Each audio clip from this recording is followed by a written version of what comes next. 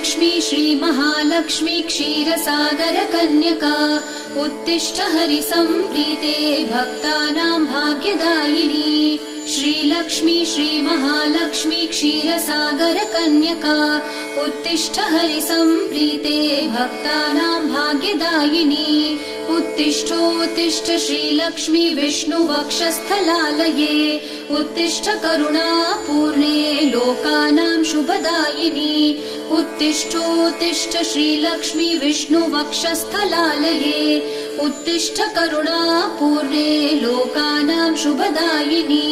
श्रीपद्ममध्यवसिते वरपद्मनेत्रे श्रीपद्महस्तचिरपूजित पद्मपादे श्रीपद्मजातजननी शुभपद्मवक्त्रे श्रीलक्ष्मी भक्तवरदे तव सुप्रभातम्।